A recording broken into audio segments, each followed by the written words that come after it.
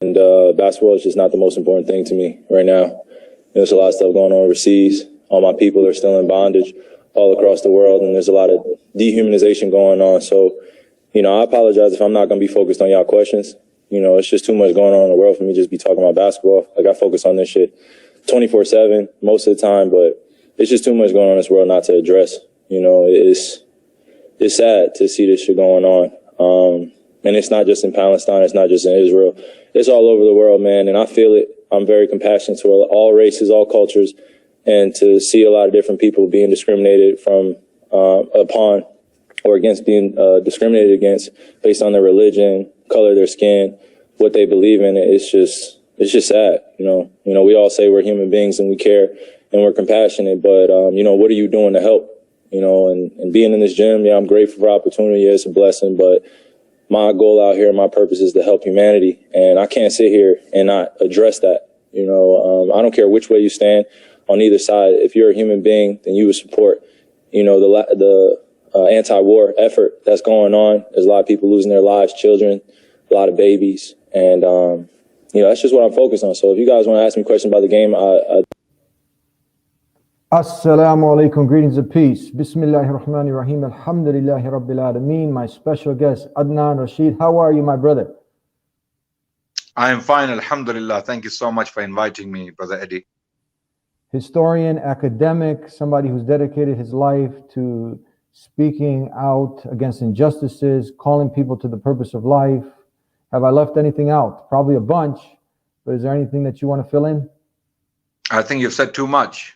Yeah. A lot more can be said, but what right now there is oppression, media manipulation. It's so nice to see. This is one of the basketball players from the NBA. You guys, I don't know if you heard of the NBA.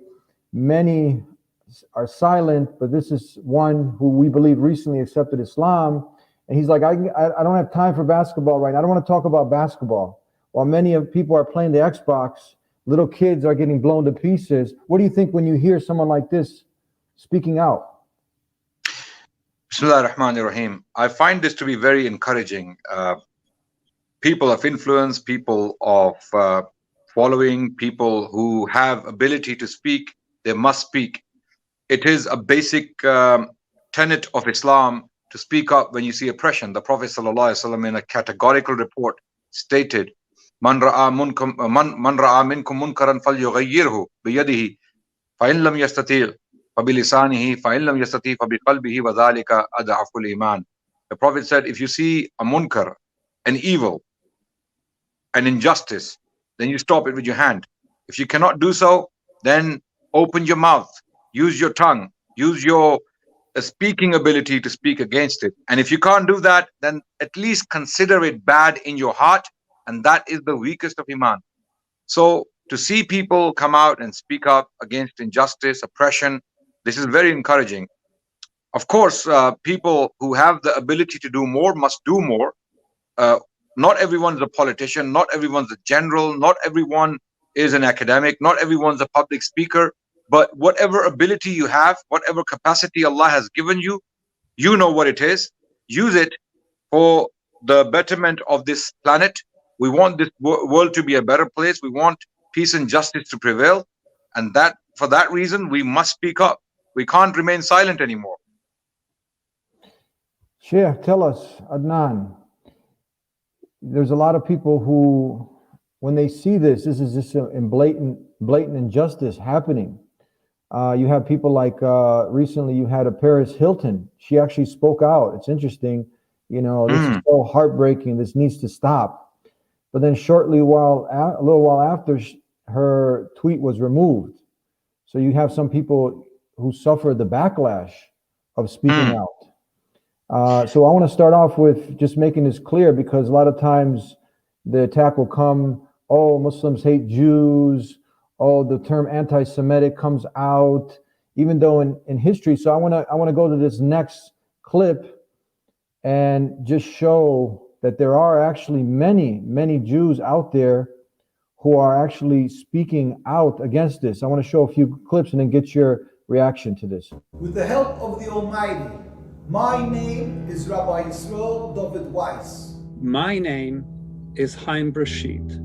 My name is Anat Natasha Kamran. My name is Jonathan Rosenhead. My name is Hagit, and I'm an anti-Zionist Jew. And I am an anti-Zionist Jew.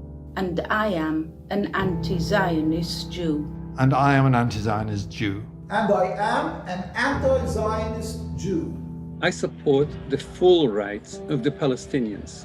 I oppose Israeli apartheid. I am against Israeli racism and discrimination.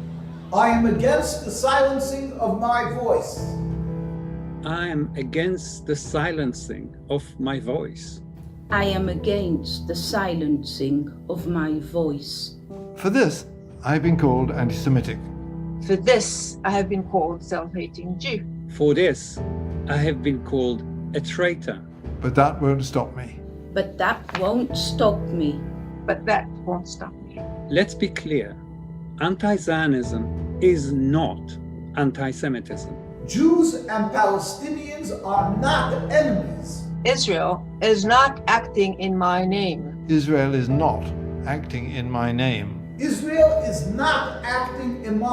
What brings you here today? To support Palestinian rights. We as Jews are embarrassed what's happening there in the state of Israel in the Jewish name. And what's your message to the people of Palestine? They shouldn't give up the struggle. They should continue to fight and not give up the struggle against the state of Israel, because by the end, Palestine will be free, because this is truth, will succeed by the end. What's your message to the people? I'm an American, and I'm also someone who holds Israeli citizenship. I lived there for 3.5 years in my childhood, and I was always told that Israel was only ever defending itself, that it was never the aggressor, that the Palestinian people were always the aggressors, and that they only wanted death to all Jews and all of Israel.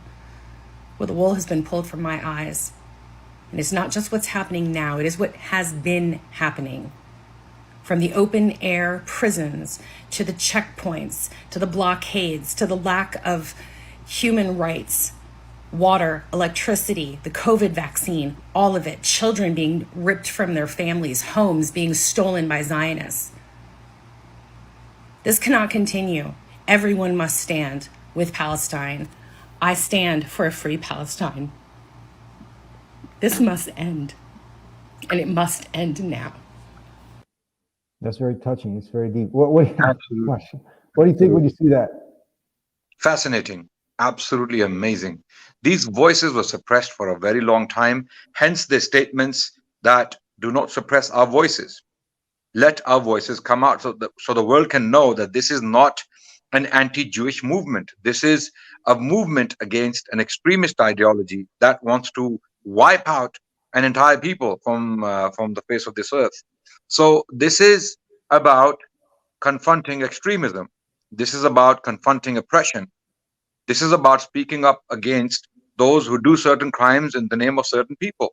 And I'm so happy to see the Jewish voices to come out, to express their views on this, to let the world know that whatever the state of Israel is doing to the Palestinians is not in their name. They are not involved. They don't sympathize. They don't even condone such barbarity in their name, because the state of Israel for a very long time has been using the name of the Jewish people, the House of Israel, as a trump card to suppress voices. You see, this accusation of anti-Semitism comes your way every time you open your mouth to criticize the state of Israel or the Zionist ideology. The accusation immediately that's thrown at you is that you are anti-Semitic. Not long ago, literally less than 24 hours ago, one of the CNN journalists, she interviewed the Pakistani foreign minister, and he highlighted the fact that the media is very, very much biased towards Israel. And she had the audacity to tell him that you are making an anti-Semitic statement. And he was shocked to hear this, that how can you even attempt to call me an anti-Semite when I am highlighting, or I'm pointing to a fact. The fact is that the media has been very biased in its reporting when it comes to the state of Israel and its oppression against the Palestinian people. Hundreds of children have died innocent people. More than 250 innocent people have been killed in the recent conflict. And it's not a conflict, by the way. It cannot be called a conflict. Conflict is between two factions. Here you have an occupying military with immense might and war machine against a people who have slingshots, who have stones. At best, what do they have? They don't have a military, they don't have a state, they don't have a political leadership that's effective enough to stop this oppression against them. So where is the conflict? So it is very encouraging to see voices, in particular Jewish voices, to speak up against the oppression of Israel, so that we can all together, as brothers and sisters in humanity, stand together against this oppression, wherever it may come from, right? Whether it comes from Muslims or Christians or the Jewish people, we need to stand against oppression together as brothers and sisters in humanity. I'm very, very happy to see this, these voices and these clips. Let's go back into history. You're a historian now. You can give us some academic facts, not fiction. So before we get into educating people on the blatant injustices, some examples, the occupation, et cetera, let's go, because this is what we wanted to start this on, the framework that this is not an Arab-Palestinian thing, a Muslim, Jewish thing.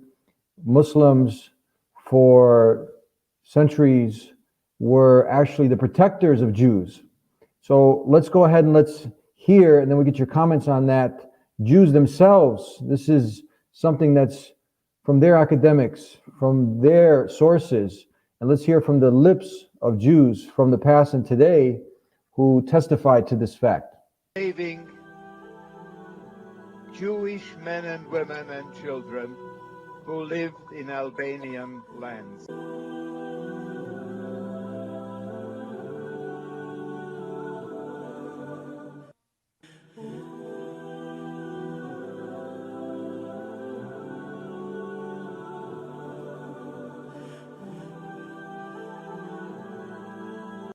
Now, this is a very long topic. I mean, you can go on and probably write a book on this, but just in short, can you talk about these facts, how Jews were persecuted and they were driven out of the Christian lands, the golden ages of the Jews, and how they fled persecution from the Nazis, and how from World War II, even back before then and after that, how Muslims were, is this a true statement? I mean, that Muslims were the protectors of Jews? Historically, absolutely. Is this an academically sound statement? Absolutely, Brother Eddie. And this statement has been confirmed and verified by many Jewish historians and academics. This is not Muslim propaganda. This is not something Muslim historians have been claiming or Muslim politicians have been stating. This has been clearly stated by Jewish academics. They have acknowledged that for over 1,000 years, when the Jewish people were facing persecution, they were in the diaspora, and during this diaspora, they were scattered all over the world, and they were facing heavy oppression at the hands of the Catholic Church in particular. Throughout Christendom, the Jewish people were oppressed. For example, to give you one example, in the year 633 CE, there was a council held, a church council held in the city of Toledo in Spain. This is exactly a year after the Prophet of Islam passed away. Prophet Muhammad ﷺ died in the year 632 CE. A year after the Prophet's death, in the year 633 CE, this council was held in Toledo. And it was decreed in this council that all the children of the Jewish people are to be taken away from them by force, and they are to be raised as pious Christians by the Catholic nuns and monks. In other words, the Jewish people in Spain were to give away their children by force to be raised as Christians, to be forcefully converted to Catholicism. This is why a Jewish historian called Zion Zohar, who is a contemporary historian, American historian, in his book, A History of the Sephardic and Mizrahi Jewry, on page 9, he states that when Muslims arrived in Spain in the year 711, the Jews welcomed them as liberators. The Jews opened the doors for them. And thenceforth, for the next 700 years, the Jewish communities in Spain prospered under the domain of Islam, under the protection of Islam.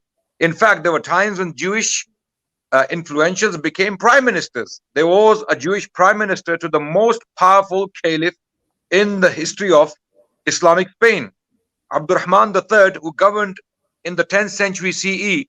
He was the caliph in Cordoba, a rival caliph to the Abbasid caliph in Baghdad. He was the most powerful monarch in Western Europe at the time. He was ruling Spain, Islamic Spain, Al-Andalus, and he had a Jewish prime minister called Hasda ibn Shaprut. How is that possible if Muslims were to pursue an anti-Jewish policy across the board, all the way? So this propaganda or this perception that the Muslims are bloodthirsty, they are after Jewish, lives, they are, thirsty for Jewish blood, or we want the Jews to be destroyed or something like that. These are all false ideas spread by the state of Israel as a deliberate policy to justify their crimes against the Palestinian people. They come out with this propaganda that the Muslims are against the Jewish people. Muslims want the Jews to be destroyed, and Muslims, this is not acceptable. We have to speak up. We have to really talk about the history. If that's the case, then what happened for 1,000 years? From Al-Andalus, from Spain to India, where the Muslims ruled, okay, this large stretch of land was governed by the Muslims. Why were the Muslims giving refuge to the Jewish people, in particular those Jewish people who were heavily persecuted in Christendom? If you go further into history, if you want to look deeper, in 1215, the fourth Lateran Council, that decreed, and it was held in France. It was decreed that all the books of the Jewish people are to be burnt, and because they are guilty of dicide, okay, dicide means they killed God. The Jewish people were accused of killing the Christian God, okay, and Christian God is allegedly Jesus Christ. So because Jesus Christ was crucified due to a Jewish conspiracy, as the Gospels indirectly suggest, the Jewish people were accused of that crime, and for that reason they were persecuted heavily throughout European history. Jewish scholars have written books on this, right? There are so many books. There is one book in particular I strongly recommend.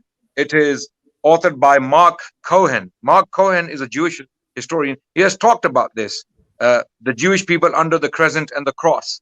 He talks about, of course, there was no utopia, there was no perfection, there was no paradise, so to say, under the rule of Islam for the Jewish people. But the Jewish people themselves called their experience under Islam the golden age. They called it the golden age of Islam. They called it. I have the Jewish historians themselves. For example, if you really want me to quote certain people, I can put quotes out. I mean, let's start with a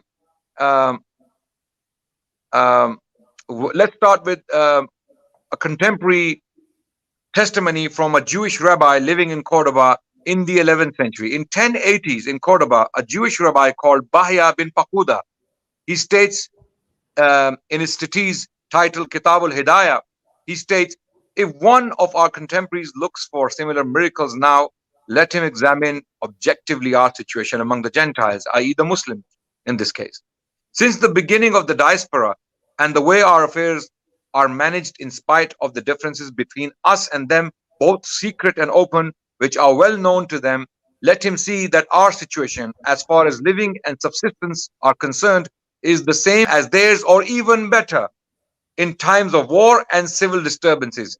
You see how both their leaders and their vulgar peasants toil much more than the middle and lower classes among us, according to our Lord's promise contained in the scriptures. So here we have a Jewish rabbi in 11th century Cordoba writing about his status, his life, and how prosperous the Jewish people are in comparison to the Muslims, other Muslims who may be rich.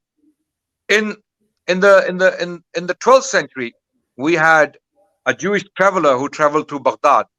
His name was Benjamin Tudela.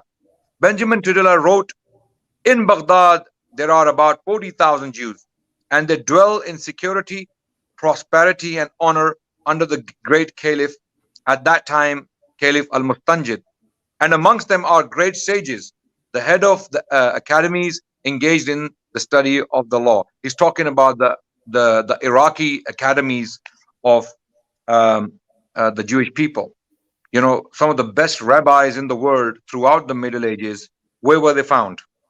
Mainly two places, if not more. Two places, if not more. Number one, the best rabbis in the world, the most educated, the most thoroughly trained rabbis in the world for the Jewish people who were guiding the Jewish communities around the world were in Baghdad, in Iraq, ruled by the Muslims for since the So there was no book burning like we have modern time. We have people burning the books, you know, modern day book burning happening now in this area. This wasn't happening at that time, even though the Muslims had the upper hand, they were ruling. Look, as Baya bin Bakuda stated in his, the statement I read from him, he said, the differences are known to Muslims, open and secret. They know about us. They know about the Jewish law. They know about our beliefs, and yet they don't persecute us. We are living in prosperity. So there were no book burnings in Spain. There were no book burnings in Baghdad. There were no book burning like there were in the Christian world. In the Christian world, the Jewish books were burnt. They were wiped out completely.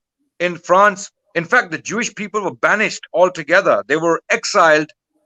They were thrown out of Britain in the 13th century by King Edward I. And then later on, the French king, at the same time, he also banished the Jewish people. Where did they go, is the question. Where did they find refuge? They found refuge in Spain, governed by the Muslims at the time.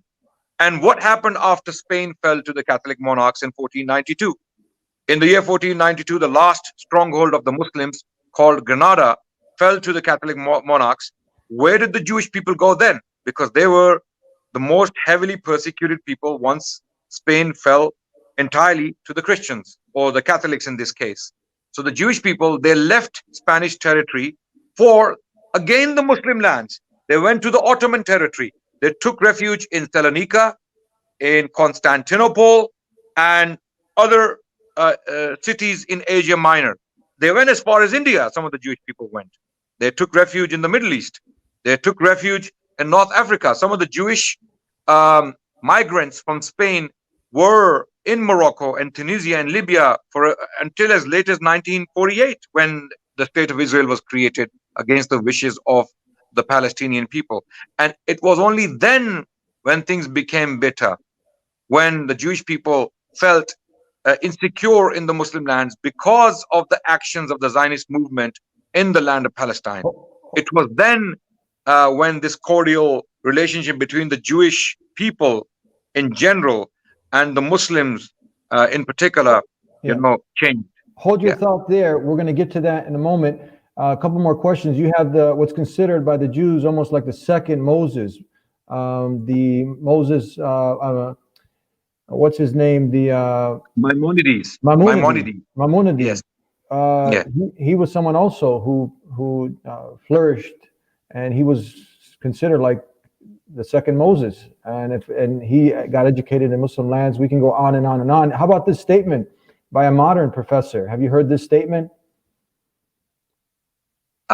Islam saved Jewry. Absolutely. Yes, this is in the Jewish Chronicles. This is in there. I've heard this statement not from one Jewish academic, many. One of them is Bernard Lewis, who was actually Zionist himself. Bernard Lewis was an advisor to the Zionist State of Israel. He also advised the White House. Bernard Lewis made this statement, who was a historian. Also, Jacob Lasner is a well-known Jewish historian, a Jewish academic in the US today. He also made similar statement about the fact that the Muslims saved the Jewish people from destruction they were facing at the hands of Christendom at that time, throughout the Middle Ages. So this statement doesn't come as a shock to me. I mean, it doesn't surprise me at all, because I have a number of statements in front of me from Jewish authorities and historians who have stated similar things. All right, now if we go to modern day times, if you watch something like this, tell us, would your reaction be the same? There were 14 of them total, 6 girls and 8 guys, and they're hitting me in the face. I'm bleeding on the ground, my lid splits open, I'm bleeding, and this random stranger, Hassan Askari, jumps in. A Muslim American saved us.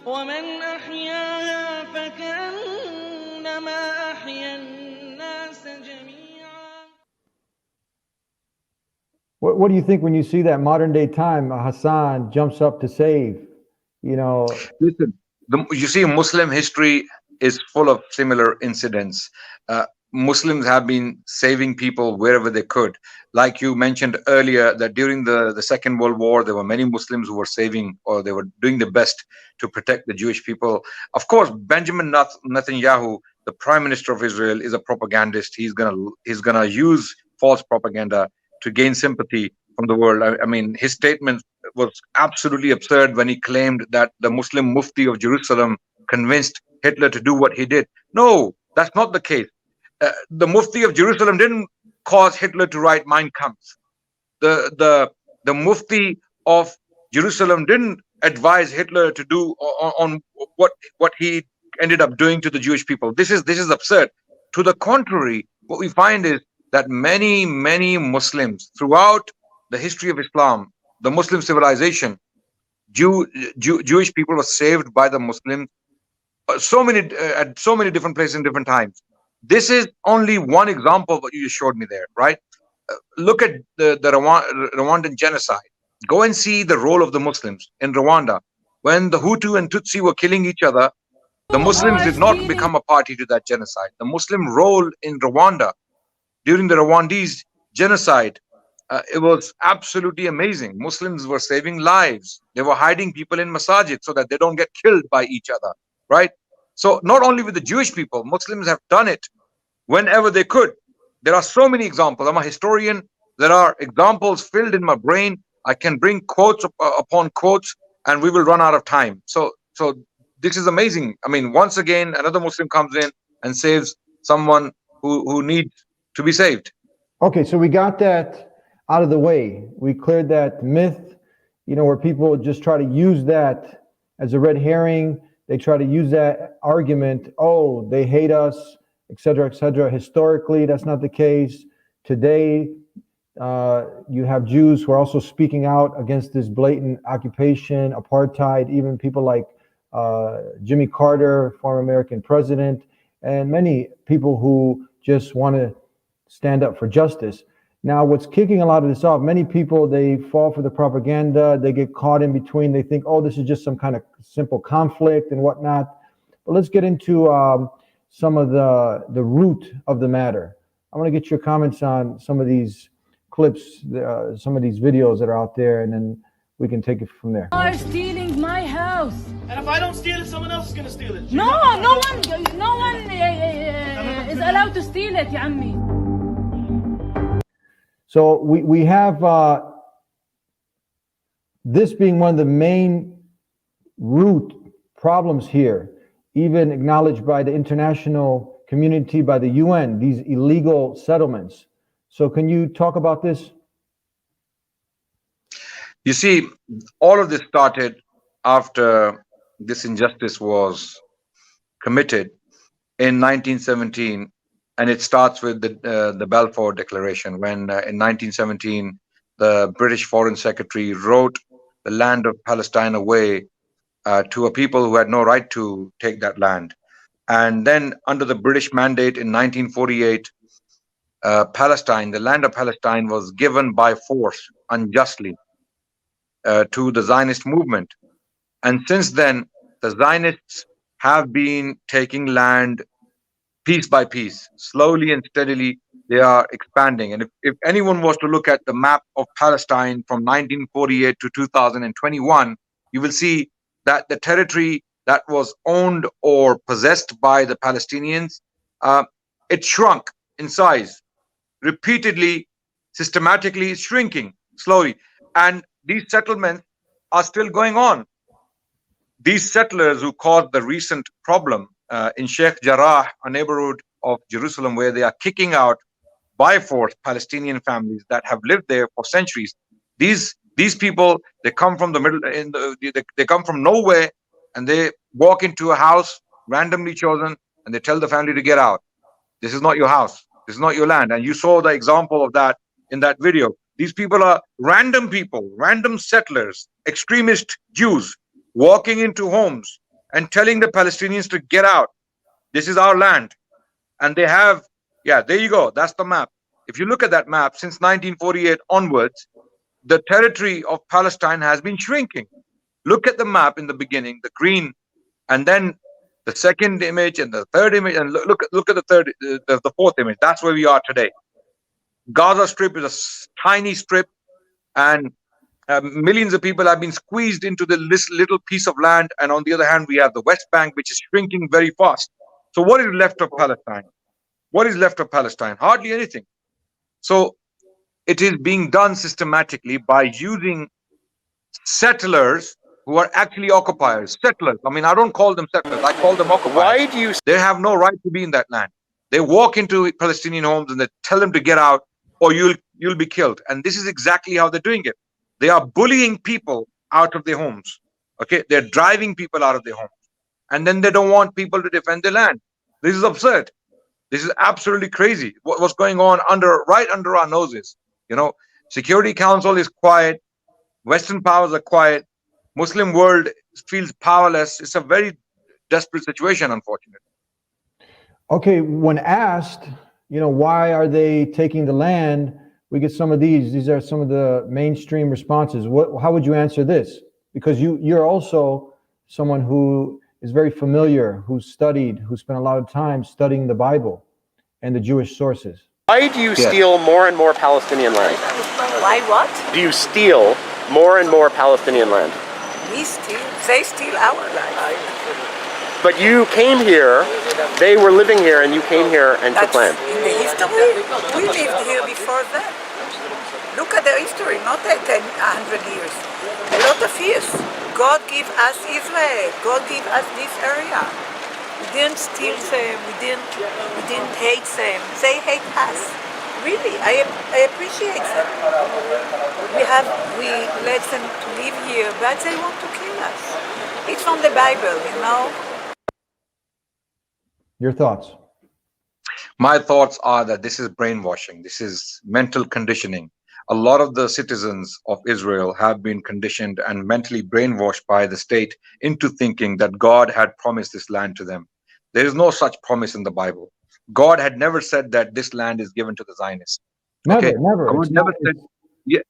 God has never said that this land has been given to the Jewish people, for that matter, right?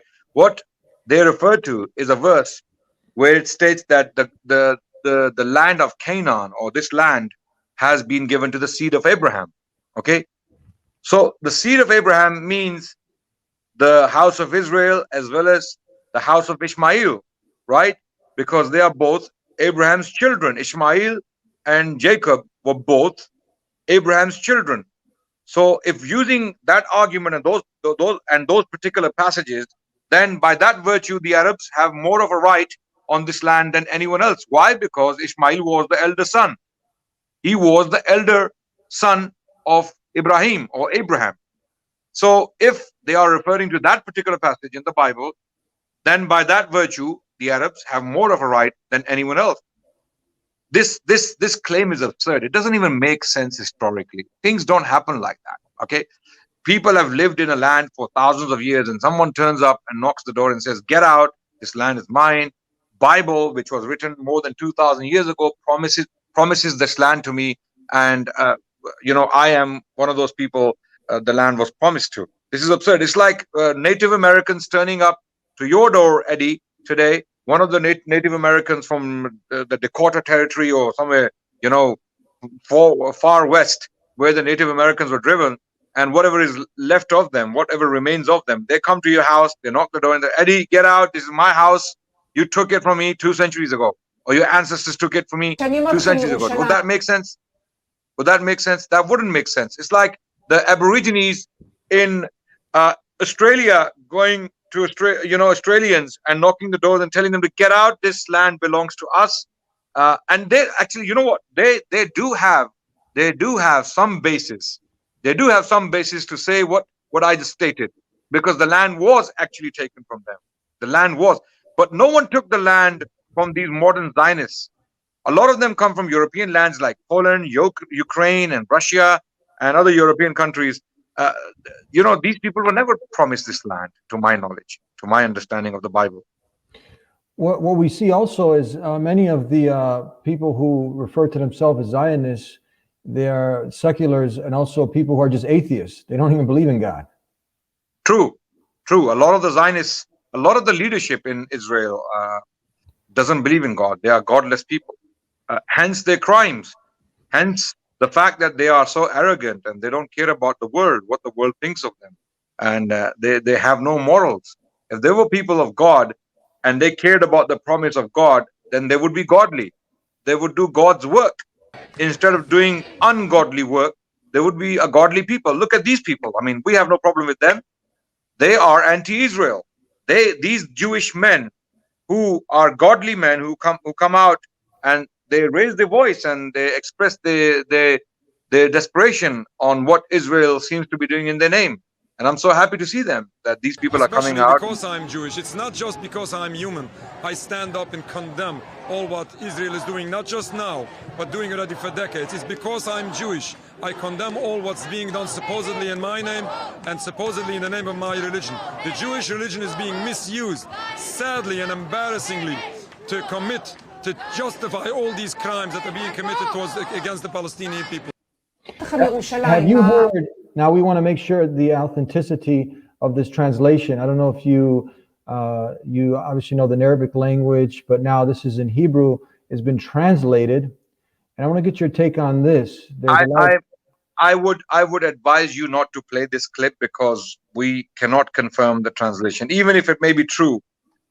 In case someone turns around and says that we are spreading false propaganda, just to be safe, I would advise you not to play this clip. I've seen this clip, and the first question I asked was whether the translation is authentic.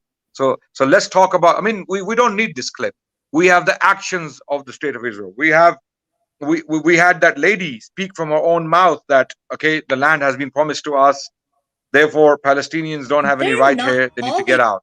Okay, that's enough for us. Okay, and this clip you were about to play says pretty much the same thing, where the kids are allegedly or apparently saying the same thing that lady was saying earlier. So we don't need to play that clip. Let's confirm the translation and we can talk about it. Yes. Okay, good advice. Thank you. What do you think? Have you seen this clip?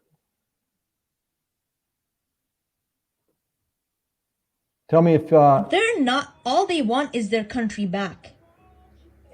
Well, that's not gonna happen. I'm sorry. So you're telling me that now again, we're not using this as something that is representing all of the Jewish people or the Zionists or whatnot, but children, innocent children, deserve to die. Yes, because they're in the future are terrorists and hateful towards Israel. Okay, yeah. So I rather stop them living now before they grow and have a weapon. It's simpler. Oh, okay. So it's killing kids is like, so if you had the choice, you would go into hospitals where kids are born and kill them. Everyone till the last, all Gaza needs to be fled. No one there. No one there. It just has you thinking because we see children being decimated, blown to pieces. I mean, hundreds of kids just being, destroyed. So the mindset, we know that there is a clear verse in the Quran, killing one innocent human being, doesn't matter, Jew, Christian, anybody, is as if you killed all of mankind. So what do you, when you see something like this, the mindset, what's your reaction? This person is probably, mentally not well, or if he's mentally well, then he needs to be looked at. And Western countries need to know his name and they need to block his entry into their countries. I'm pretty sure a lot of Israelis walk around freely in Western lands because they get free passage. But if people who have these views are walking around freely, I don't see why ISIS is bad then. Why is ISIS bad? I don't know if they said these kind of things. They are bad. Of course they are bad. We don't agree with them. We have disowned them. Alhamdulillah, by the grace of Allah, we have disowned all people who hold such extremist views. This is extremism of the worst kind. How can you even think of killing children? It is unbelievable. What kind of a human heart do you have? Are you even a human being? This is the question I ask. How can someone who has blood running through his veins and considers himself to be normal talk like this? This is brainwashing taking place within the state of Israel, where people are being made to think like this. They are becoming extremists. They are becoming dangerous. And these people have very, very dangerous weapons in their hands. And look at what he said, that all the children of Gaza, they need to be wiped out. Imagine he becomes the prime minister of Israel. Imagine if he becomes one of those influential people in Israel. And I'm pretty sure there are many people like that. Is this what we are? Is this what we are trying to promote in the world? Is this why the state of Israel claims that it is a democracy? Israel, the state of Israel respects human rights. If you do, then why is this guy free if he's free? Why is he still free? Who's talking openly about killing Palestinian children on screen? Because he feels the protection he needs. He knows that nothing's going to happen. He knows he's in Israel. If he is in Israel, I don't know where he is. He knows he's not going to be arrested and reprimanded for this. So this is absolutely crazy. This is shocking. How people can talk like this in this day and age after all the destruction we've had for the last 30 years. What have we learned from our human experience of the last 30 years, where we had catastrophes of a grand scale? We had Iraq war, we have Afghan war, we had Vietnam, before that we had 2 world wars where millions of people died. What have we learned as humans from those experiences? Things seems to be getting worse, unfortunately, in some people's mind. So this is shocking. This is shocking behavior, and this is brainwashing of the worst kind. And whoever is responsible for this must be held accountable. Whoever is responsible for this kind of talk, this kind of training, or this kind of thought, it's unbelievable. Shocking. If a Muslim spoke like this, Brother Eddie, if a Muslim spoke like that from Pakistan, let's say from Palestine or from Morocco, that would be on the news. Can you imagine? Can you imagine that? Yes. I mean, I can imagine that. I can, if a crazy nutter, a Muslim somewhere sitting in a room somewhere. They have them all over, plastered all over the news. It would be mainstream headlines everywhere. It would become the representation of Islam for a year. And this is the problem we are facing today in the world as a community. Our voice is not being heard because we don't have independent media. We need to have independent media so that our voices can be heard by the Western masses. Not only our own masses, but even the Western masses living in the US, in Canada, in European lands, in Australia. People need to hear what the Muslim community has to say on these things. And that's only possible when we have independent media, when we don't rely on this so-called mainstream media that doesn't allow our voices to be heard. Yeah. That's why we need the media and influence. Here's trends are set, and even other nations can see other nations doing good, speaking for justice, and maybe this can be a motivation for them to get on that bandwagon instead of just remaining complicit by being silent. So it's very amazing to see the Irish people who are really leading in this by example. I want to get your take on this. Bombing of hospitals, of schools, of sewage treatment plants. It is appalling. And if you want to know what the people of Palestine, you say that you're speaking on behalf of the people of Palestine. If you want to know what the people of Palestine want, ask the Palestinian farmers.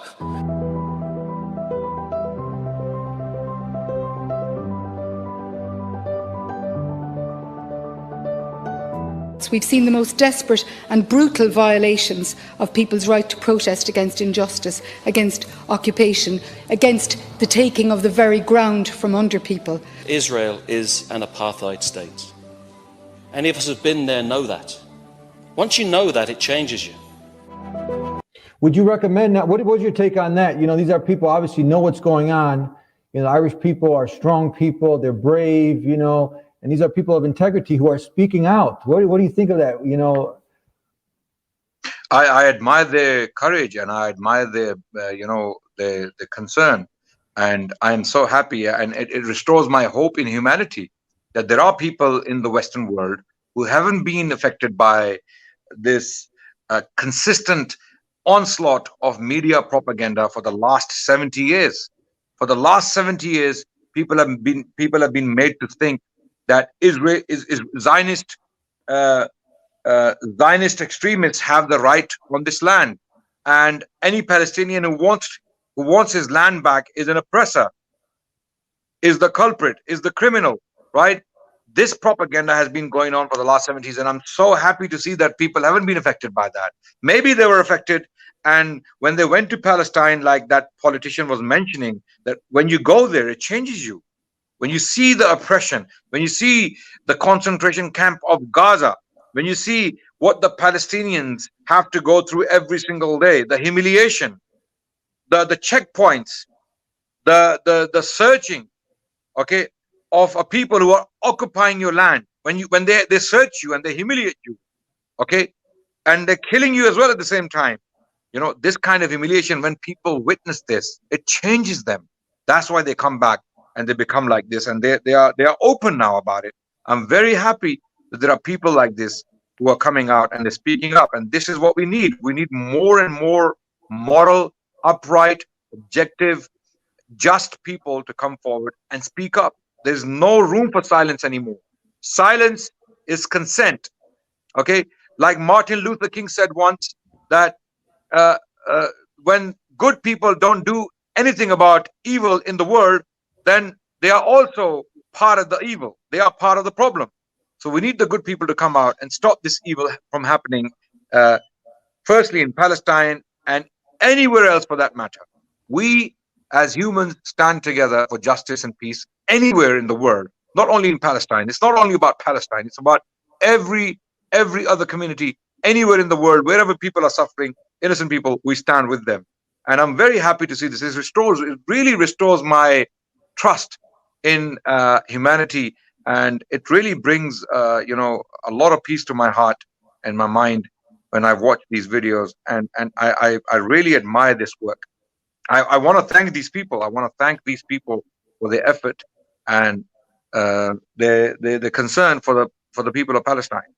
We're almost out of time. We got about 10 minutes left. I mean, so it hits home into the minds, the hearts of people. When we talk about injustice, occupation, some people will lose their mind if their neighbor is just right on their border and takes an inch of their land. They're going to court, you know, they're fist fighting, you know, things are just going bad. So now we get really, you know, just out of our mind if the electricity goes down for, you know, an hour. When all this was happening with the food there's a shortage of food, you know, let's just talk about that so people understand, you know, when people are treated as subhuman, this is what's happening. When on the outside, they talk about, okay, this is a democracy, but when they go for permits, when they're elderly are made to stand in line all day, they have to ask to go to the bathroom, some going in the bathroom themselves, just from going from one area of the city that's maybe a 10-minute walk, they have to go through 2, 3, 4, 5 checkpoints. You know, on one end you have water that's just freely available for everyone. On the other side over here by the Palestinians, you know, the Muslims, or even Christians who are Palestinian, they are not given the same water, the same electricity, the same food. People who have been working the whole year for their livelihood, like say, for example, to get the olive oil, you know, they're stopped by the army, and they're made to say certain things, you know, against their religion, you know, to say very derogatory things against their people, etc. If not, all of the risk, all of the what they've earned for the whole year, we have stories of this, they've just been, you know, lost. So women, I mean, we can go on and on, how they're humiliated, you know, so just examples so it can hit home. So people, just the average person, they thinking that this is just some, you know, fight between two neighbors. It's a conflict, you know, they use these terms, that's the media manipulation, but this is just clear and blatant oppression for anyone, you know, who just looks into this a little bit deeper. So give us some examples so it really hits home, so people can be like, wow, this is not hard to figure out. Example of what exactly? Well, I gave a few, but when people understand, when we say occupation, when we say oppression, right? Yes. What does that mean? Like a day for a Palestinian, someone living in this area, what they go through on a day-to-day basis. I interviewed a Palestinian professor the other day, just about 4 to 5 days ago, and I asked him the same question. describe your life. And he said, imagine living with settlers or a checkpoint in front of you. Okay, there's an Israeli checkpoint on top of the hill, and your house is underneath, and they can shoot you anytime at will, and they don't have to answer any questions. They are completely free to do that, right? Imagine if a license to kill has been given to a criminal to commit crimes whenever he feels he can do it, or whenever he feels that he wants to do it, right? And there is no recompense. There is no one to ask questions. Imagine in that, living in that fear. And this is what he said. Also, he said there are, for example, bands of Israeli thugs. I mean, that's what he called them. They were like thugs walking around the streets of Jerusalem, breaking Palestinian property, breaking into cars, damaging houses, breaking glass, right, to terrorize the Palestinian people living in Jerusalem. And this is recent, by the way. This is last week, in the last 10 days, during this conflict. That's what's been happening, right? What they go through on a daily basis is absolutely unbelievable. I've been to Gaza. In 2010, I was in Gaza. I saw the destruction with my own eyes. The buildings were destroyed during the bombing in 2008 when the Israelis invaded Gaza, and they razed many buildings to the ground, and they did not allow cement to go through so that they can rebuild Gaza. That's one thing. And there were restrictions on things like soap, things like coriander, or mint, for example. On basic items of daily use, there were restrictions on them. Imagine if your family or my family was deprived of toothbrushes, let's say, or toothpaste, right? Or something you want to use on every single day. Imagine if we were deprived. Okay, forget about education, medical treatment, or a kidney transplant, or if you need some major surgery done to yourself, if you are a patient, you're suffering from diabetes or blood pressure, or you're a heart patient, forget about treatment. You really have to wait for a long time for the permission to come through, and in most cases it doesn't come through. So the people of Gaza in particular, they are living in a concentration camp. Literally, this is how they describe it. It is a concentration camp, okay? And to get the daily provisions, they have to dig tunnels underground tunnels into Egypt, and they smuggle, okay? I mean, smuggling is a bad word. I mean, that means illegal transport of things. But here, in desperation, they have to dig tunnels, underground tunnels, and they come out in Egypt from Gaza, and that's how they get things of their daily use, like their soaps, their shampoos, their pencils, rubbers, things kids use, toys, little things people need for their daily use, okay? Necessities, what we call necessities. Forget about toys and luxuries. I mean, things they use on daily basis are coming through tunnels. How would you live like that? And this is happening right now as we speak. It's been happening for since this conflict started in Gaza, since Gaza was evacuated by the Israelis a while back. It's been happening since then. Yeah. So imagine living like that. I saw people with my own eyes living in fallen houses. Can you imagine a woman with 7 daughters living in a house?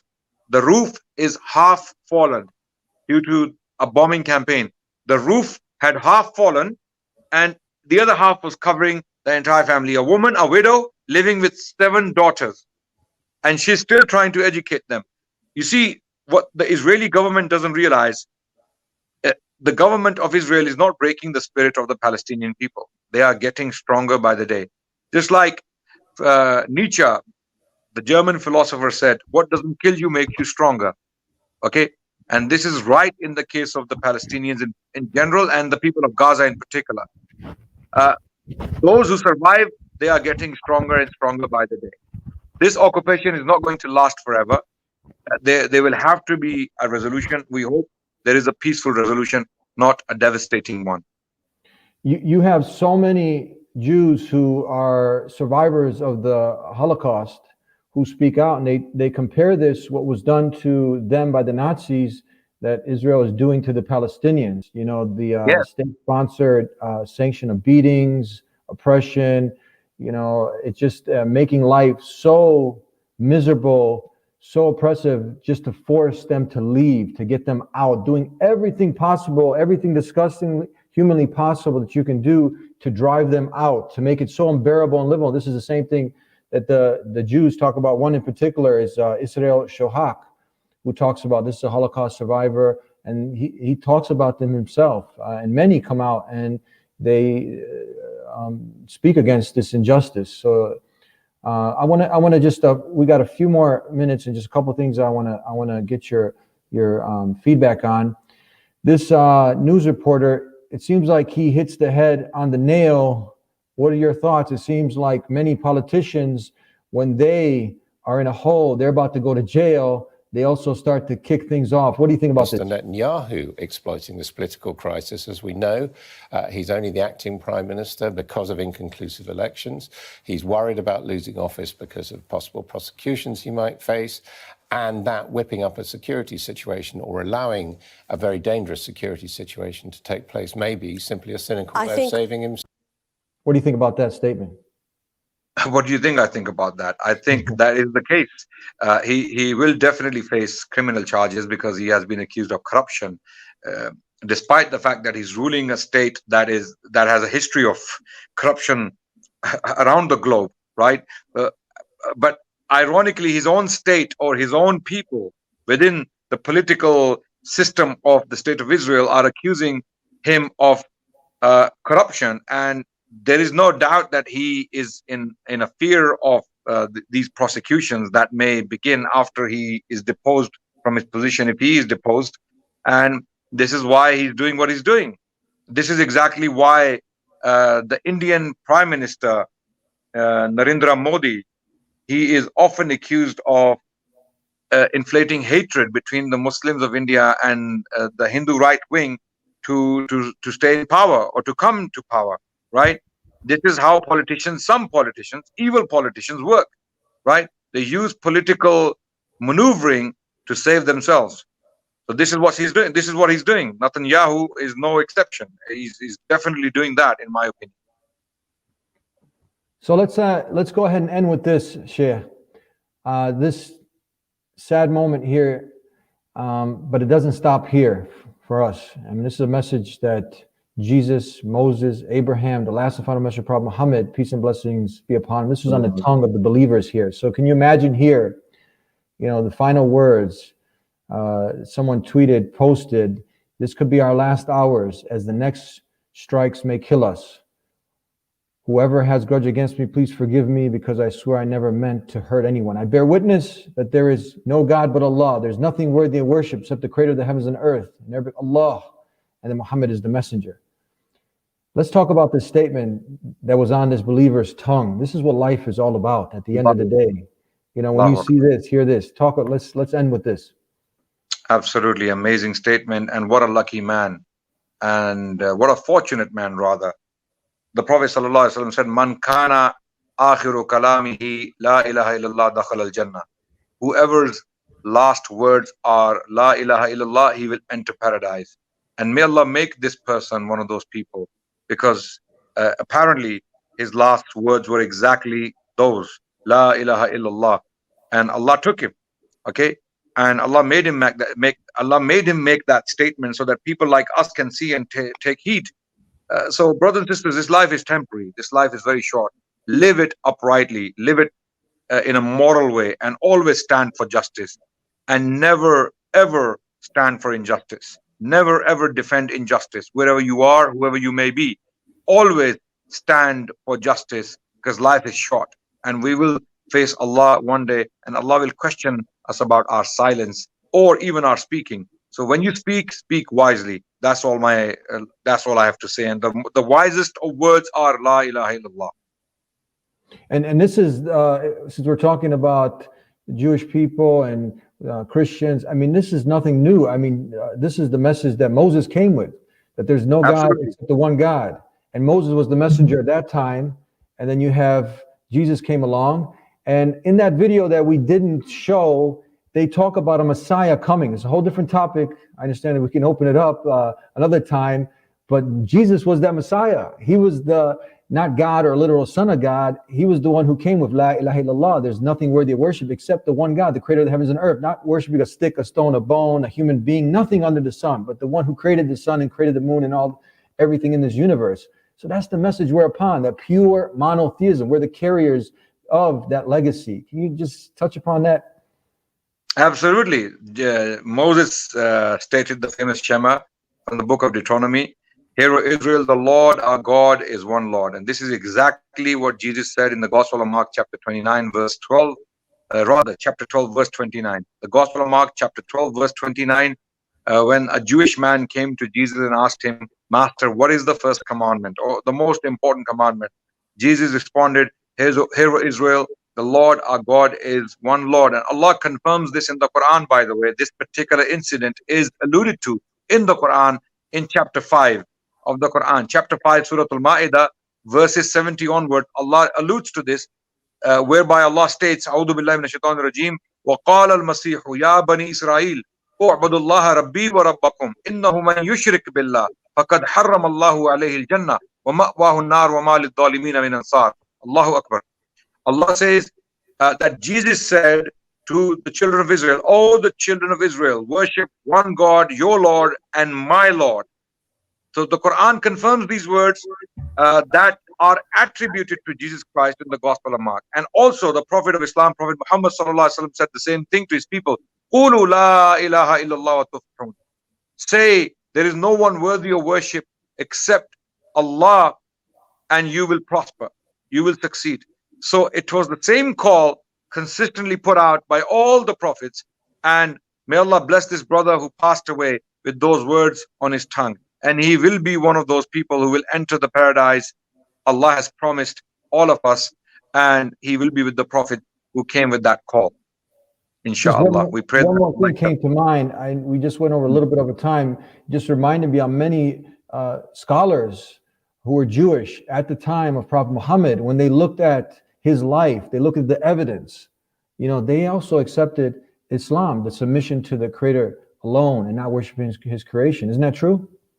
Absolutely. Many Jewish scholars and Christian scholars throughout the history of the Muslim civilization accepted Islam. In fact, when the Prophet himself was alive, Abdullah bin Salam was a Jewish rabbi in Medina who accepted Islam, having seen the Prophet of Islam, Prophet Muhammad, and he confirmed that what the Bible describes about a prophet to come from Arabia has been fulfilled in Muhammad sallallahu alaihi wasallam. Also, Adi bin Hatim, who was a Christian priest or a learned Christian, also accepted Islam with the Prophet. In fact, when the Prophet had the experience in the cave of Hira, when the angel appeared to him and told him to read, and the Prophet said, I cannot read, I am not learned, ma ana biqari'in. When the Prophet, having had this experience, was taken to Waraka bin Nawfal, one of the men of scriptures in Mecca, and the Prophet told him his story, what happened in the cave, Waraka confirmed, هَذَا النَّامُوسَ الَّذِي نَزَّلَ اللَّهُ عَلَى مُوسَى. This is the same angel that came to Moses. Same angel has come to you. And I wish I will be alive on the day when your people will drive you out. And the Prophet was shocked. Will they drive me out? Why? What have I done?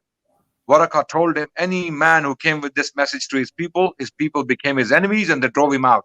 So same will happen to you. And I wish I will be alive when that happens so that I can support you. And Waraka accepted Islam even before the Prophet of Islam preached Islam to anyone. Even before he himself knew that Allah has sent down revelation upon him. Waraka is telling him, this angel was sent to Moses, the same angel has come to you. So there are so many examples from the life of the Prophet and afterwards, when Jewish rabbis throughout the history of Islam realized that this is the Prophet that was foretold in the Old Testament, in the book of Isaiah 42, for example, chapter 42, and on the tongue of Jesus Christ in the Gospel of John, there are certain verses where Jesus talked about a comforter, an advocate, a spirit of truth coming in the future who will be teaching people about the truth. All of these passages put together, they point to one man, and that is Muhammad sallallahu alaihi wasallam. And many people accepted that, no doubt. Thank you very much for being with us here on the Dean Show and helping people better understand the occupation and what is going on in that part of the world. And may Allah grant ease and patience and grant those who have passed away Jannah. Thank you so much for being with us. Thank you so much for having me. Assalamu alaikum wa rahmatullah. Wa alaikum assalam wa rahmatullah.